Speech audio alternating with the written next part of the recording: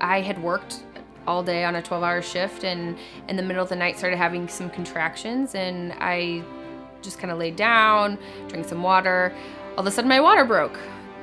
I'm sitting in there getting all prepped up, getting gowns on, shoes off, everything, and I walk in the room just in time, and before I know it, Charlie comes out, and he's rushed straight away to the nursery. The Cardinal Glennon transport team was in the nursery with him, and they were just an unbelievable, just a calm presence, where Abbey and I are sitting there not knowing what's going on, not knowing what to expect, and out of nowhere, these people, it was just like some angels coming down and saying, we got it, everything's gonna be okay. It was a nurse and a paramedic, and the nurse's name was Carrie. And the first thing that she said to me was, "Hey, what's your son's name?" And I told her Charlie. I hadn't even told anyone his name was Charlie yet. So she gave me a felt heart, and she said, "Here, keep this under your gown and wear it for the next hour or so while we get him ready, and that way we'll take it with him on the transport, and he'll have something next to him with your scent." And it was just small things like that from the moment Cardinal Glennon became involved, just made all the difference. I drove down to Cardinal Glennon to see him for the first time, really. I walk in, and he's intubated, he's in the incubator, and it's scary at first. I mean, I'm frightened to death. I know there's so many stories you hear of children born early that just don't make it, and I'm thinking, I'm like, this isn't how, I don't want my baby to be like this. And you walk through there and you see all these families that are going through the same thing that you're going through, and these nurses that are like extended members of those families that just are calm people, and they answer all your questions, and they make you feel at home and just comfortable. It was unbelievable. From the moment that I walked in there, I felt like that I had no worries, that they had everything under control. We had amazing nurses the entire time in the NICU, but one nurse really stood out to us. Her name was Tricia.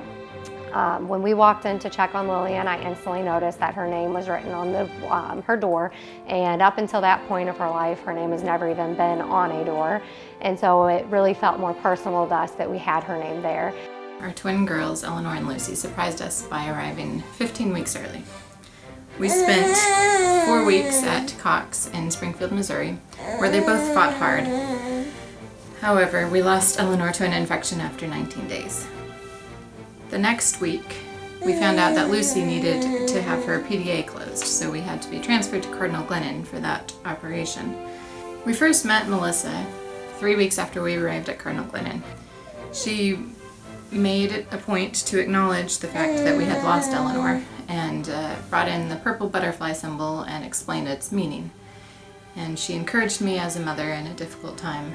Willa was born in November of 2017, and at 3 days old, she was really showing us signs of respiratory distress. And so St. Elizabeth's here in O'Fallon, Illinois, transferred us up to Cardinal Glennon. One of the first people we met was a nurse practitioner there named Tessa Childs. And through those first 4 weeks, Tessa was there. If not every day, it seemed like more days out of the week than not. She was there letting us know that we could go home and be a family to our then 3-year-old. She was letting us know that it was okay to have emotions, that the constant fear in the back of your mind that most parents feel is kind of now my reality. That if my baby goes to sleep and she's not connected to a ventilator, she's not going to wake up. And, she let me voice those fears. She let me just cry some days that I needed to. And honestly, I think sometimes there were more days where she was there for me than she was there for Willa. The things that really made Cardinal Glennon NICU stand out, for one thing, I have never been in a hospital before where every single person smiles, and they smile constantly. There was never a time, no matter how hard their day was, that they were not smiling.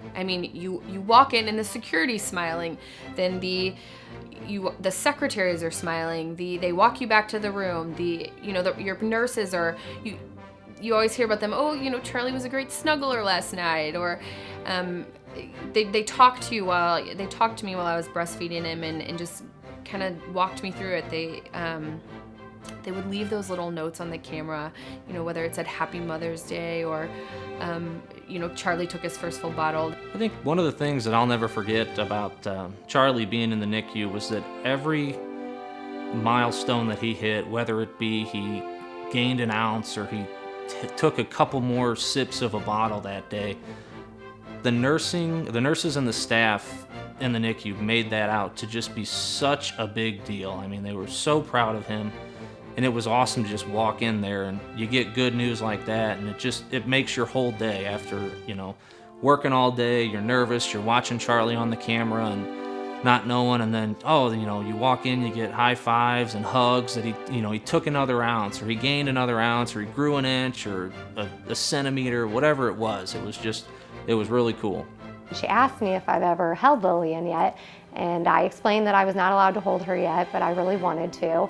And so she said, well, today you're gonna hold your baby. And she took so much time to move all of the cords and the wires out of the way, and she laid a pillow on my lap, and she made sure that Lillian was comfortable when she placed her on my lap. And it kind of made everything else just melt away and made our fears kind of disappear for a moment, as I felt she was just a baby instead of a sick baby. The last day of the NICU, his graduation, they had a NICU parade. Almost everyone that was there that day that was not tied up with the babies participated, and they had bubbles and flags. And I remember Sarah doing a dance and chanting his name, and we just came around the corner and everyone was there and clapping and blowing bubbles and cheering, and it was just the perfect send-off to our NICU journey. I hear the commercials about, you know, SSM and the healing power of presence. And I can tell you when we first moved to the area and I heard the commercials, and I was kind of like, well, that's what all hospitals say, and that's just the thing. But honestly, Tessa, the rest of the NICU staff that we dealt with and that ended up loving Willa as much as we do, they really were there for us on the good days, on the terrible days, after complications, after sleepless nights, and we really wouldn't be here and have a thriving baby like we do in Willa without the start that they all gave us. So, congratulations, NICU, from the secretaries to the nurses to the attendings and the residents. Every single one of you made an impact on our lives and helped get Charlie to where he is today. You made Glennon truly feel like home for us. So congratulations on an award well deserved. We really appreciate everything. We just wanted to say congratulations to the NICU on earning your award. You guys are well deserving of it, and we appreciate everything that you guys do for families. It's been a long time since we've been in the NICU, but as you can see, Lillian's here today and doing well, and you guys had a huge role in that. I really want to say thank you. Thank you to every single person in the NICU. Thank you to Tessa, who went above and beyond for our family and just really made our experience a great one. Just thank you and congratulations. To all of the NICU team, we are so grateful for your care for us and for Lucy. And to God, we're thankful that He preserved Lucy's life and gave her health, and for using you as His hands and feet. May you continue to help many lives and give them hope and healing in His name.